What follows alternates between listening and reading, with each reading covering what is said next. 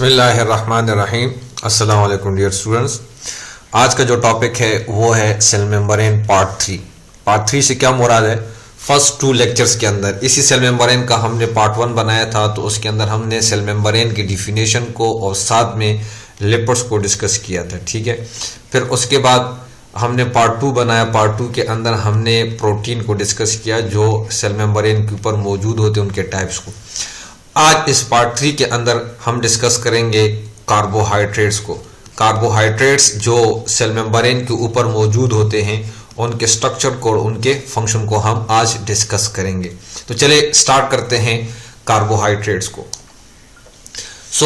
अगर आप देखें सेल मेम्ब्रेन के ऊपर भी हमारे पास क्या मौजूद होते हैं? कार्बोहाइड्रेट्स मौजूद होते हैं। ठीक है, only present in plasma membrane. याद रखें, ये कार्बोहाइड्रेट्स जो होंगे ये प्लाज्मा मेम्ब्रेन के ऊपर ही मौजूद रहते हैं, लेकिन ये अकेले मौजूद नहीं होते, अटैच विद प्रोटीन। या तो ये अटैच होंगे प्रोटीन मॉलिक्यूल के साथ जो सेल मेम्ब्रेन के ऊपर मौजूद है। अगर प्रोटीन मॉलिक्यूल के साथ ये अटैच हो तो ये बनाते हैं ग्लाइकोप्रोटीन। फॉर एग्जांपल कैसे? ये हमारे पास हो गया लिपिड्स। ठीक है, ये लिपिड्स का स्ट्रक्चर हमने यहाँ पे ड्रा कर दिया। ये आपके पास हो गए लिपिड्स बाइलेयर। ठीक है, इसके दरमियान में यहाँ पर हमारे पास ये मौजूद है प्रोटीन मॉलिक्यूल। ठीक है, ये हो गए प्रोटीन हो गए। ठीक है, और फिर इसके साथ दोबारा यहाँ पे मौजूद है ये लिपिड्स मौजूद है। ठीक हो गया, ये आपके पास लिपिड्स बाइलेयर हो गया। ठीक हो गया। अब ये एक हमारे पास सेल मेम्ब्रेन है। ठीक है, ये सेल मेम्ब्रेन हो गया जो लिपिड्स से बना है। ये आपके पास हो गए लिपिड्स। ठीक है, और ये आपके पास हो गए प्रोटीन। ठीक है, अब कार्बोहाइड्रेट जो होगा, अगर प्रोटीन मॉलिक्यूल के साथ कार्बोहाइड्रेट अटैच है, ठीक है, ये आपके पास प्रोटीन है। ठीक है, तो ये हो गया प्रोटीन। अगर प्रोटीन मॉलिक्यूल के साथ यहां पर कार्बोहाइड्रेट अटैच है, लेट्स सपोज ये आपके पास हो गया कार्बोहाइड्रेट्स। ठीक है, ये एक कार्बोहाइड्रेट, ओलिगोसैकेराइड होते हैं कार्बोहाइड्रेट। ठीक है, तो ये आपके पास कार्बोहाइड्रेट है। ठीक है, अब ये कार्बोहाइड्रेट प्लस प्रोटीन मिलकर क्या बनाते हैं? ये बनाते हैं ग्लाइकोप्रोटीन। इसको हम क्या नाम देंगे? ग्लाइकोप्रोटीन नाम देंगे। ठीक है, तो ये आपके पास कार्बोहाइड्रेट्स और ये आपके पास प्रोटीन दोनों मिले, इससे हमारे पास क्या बना? ग्लाइकोप्रोटीन। क्योंकि कार्बोहाइड्रेट्स जो है वो किसके साथ अटैच हुआ? प्रोटीन के साथ अटैच हुआ, तो क्या बना? इससे हमारे पास ग्लाइकोप्रोटीन बना। या ये कार्बोहाइड्रेट्स जो होगा अटैच होगा लिपिड्स के साथ। किसके साथ अटैच होगा? लिपिड्स के साथ। अगर लिपिड्स के साथ अटैच है तो ये बनाता है ग्लाइकोलिपिड्स। क्या बनेगा? ये ग्लाइकोलिपिड्स। फॉर एग्जांपल इसका डायग्राम इधर ड्रा कर देते हैं। ये आपके पास हो गए लिपिड्स मॉलिक्यूल। ठीक है, ये लिपिड्स बाइलेयर हो गया। ठीक, ये हो गया लिपिड्स बाइलेयर, और ये इसके साथ हो गया प्रोटीन। अब यहां पर जो कार्बोहाइड्रेट है वो अटैच है किसके साथ? लिपिड्स के साथ अटैच है। ये आपके पास ओलिगोसैकेराइड कार्बोहाइड्रेट हो गया, ये हो गया कार्बोहाइड्रेट। ठीक है, ये कार्बोहाइड्रेट हो गया, और ये आपके पास क्या है? ये है लिपिड्स। ठीक है, तो लिपिड्स और कार्बोहाइड्रेट्स अटैच होकर इनसे हमारे पास क्या बनता है? इनसे बनता है ग्लाइकोलिपिड्स। तो उम्मीद है आपको समझ आ गई होगी। अगर कार्बोहाइड्रेट्स प्रोटीन मॉलिक्यूल के साथ अटैच हो तो बनेगा ग्लाइकोप्रोटीन। अगर लिपिड्स मॉलिक्यूल के साथ अटैच हो तो बनेगा ग्लाइकोलिपिड्स। तो ये दो टाइप्स होगी कार्बोहाइड्रेट्स की। It attach either with protein molecule to form glycoprotein, या अटैच होगा लिपिड्स के साथ टू फॉर्म ग्लाइकोलिपिड्स। अब आ जाते हैं इसके फंक्शन की तरफ कि ये क्या फंक्शन करते हैं। ठीक है, first one, responsible for endocytosis. देखिए इसी चैप्टर के अंदर आगे जाकर हम ये ऑस्मोसिस, डिफ्यूजन, एंडोसाइटोसिस, एक्सोसाइटोसिस, इन तमाम को हम डिटेल में डिस्कस करेंगे। लेकिन यहां पर जनरली आपको बता देता हूं कि एंडोसाइटोसिस किसको कहते हैं। एंडो मींस इनसाइड, ठीक है, और साइटोसिस मींस साइटोप्लाज्म। ठीक है, यानी साइटोप्लाज्म की तरफ जो मॉलिक्यूल अंदर आ रहे होते हैं उस प्रोसेस को हम कहते हैं एंडोसाइटोसिस। उसमें दो प्रोसेस है, एक हमारे पास है phagocytosis. Phago means eating, cell eating process. ठीक है, एक होता है ईटिंग, इसमें सेल क्या करता है? किसी मॉलिक्यूल को खा रहा होता है। इसको भी हम डिस्कस करेंगे कैसे ये प्रोसेस होता है। दूसरा होता है पिनोसाइटोसिस। पिनो मींस ड्रिंकिंग, इसमें लिक्विड मॉलिक्यूल जो होते हैं वो सेल की तरफ आते हैं। वो प्रोसेस कैसे होता है उसको इंशाल्लाह हम वहां पर डिस्कस करेंगे। तो फेगोसाइटोसिस का जो प्रोसेस है या फिनोसाइटोसिस का जो प्रोसेस है ये होता है इन कार्बोहाइड्रेट्स यानी ग्लाइकोप्रोटीन और ग्लाइकोलिपिड्स की वजह से होता है। इसके अलावा इसका दूसरा क्या फंक्शन है, प्रोवाइड रिसेप्टर साइट। ये इंतहाई इंपॉर्टेंट है, इसके ऊपर इम्यूनिटी का चैप्टर भी मौजूद है जो इंशाल्लाह हम डिस्कस करेंगे। रिसेप्टर साइट भी प्रोवाइड करता है। फॉर एग्जांपल ये आपके पास हो गया लिपिड्स, ठीक है, और ये आपके पास हो गए प्रोटीन। तो इसके ऊपर भी ये ग्लाइकोप्रोटीन मौजूद है, इसके ऊपर भी ये कार्बोहाइड्रेट्स, तो ये ग्लाइकोलिपिड्स हो गया। ये आपके पास हो गया ग्लाइकोप्रोटीन, क्योंकि ये किसके ऊपर मौजूद है, ये मौजूद है प्रोटीन के ऊपर, और ये आपके पास हो गया ग्लाइकोलिपिड्स, क्योंकि किसके ऊपर मौजूद है, लिपिड्स के ऊपर मौजूद है।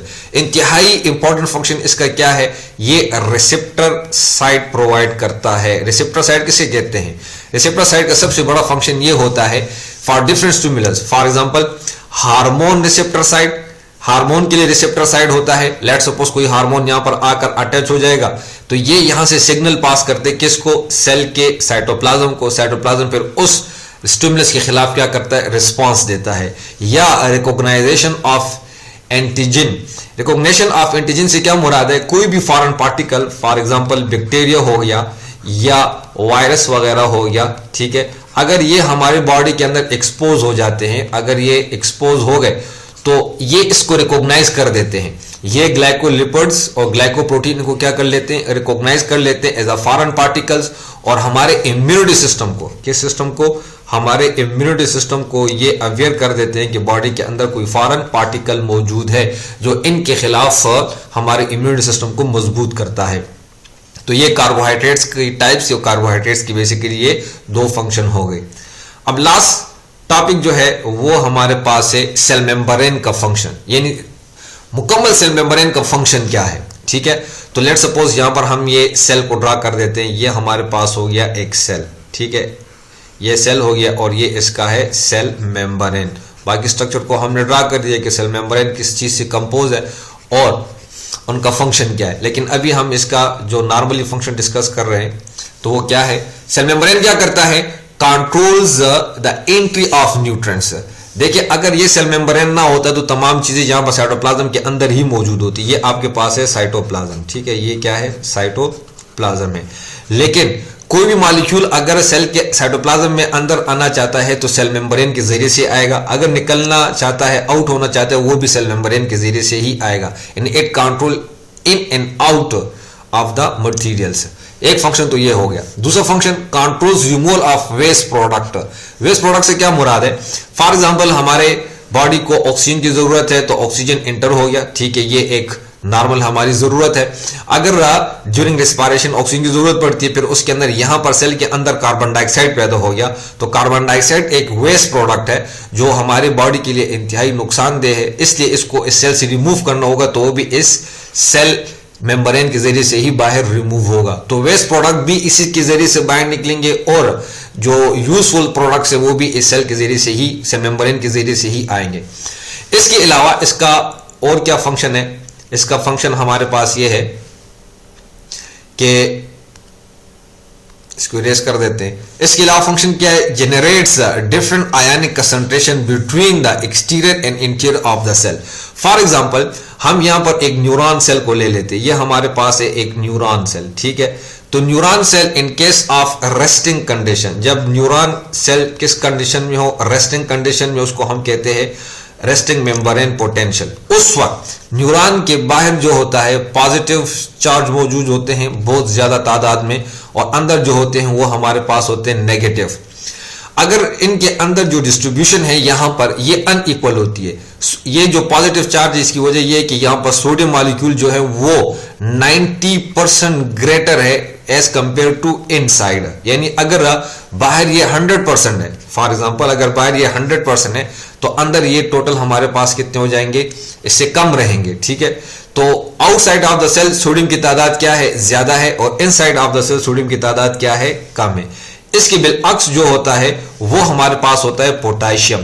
पोटेशियम की तादाद जो होती है इनसाइड ऑफ द सेल वो ज्यादा है और आउट ऑफ द सेल वो क्या है, वो लो ही रहती है।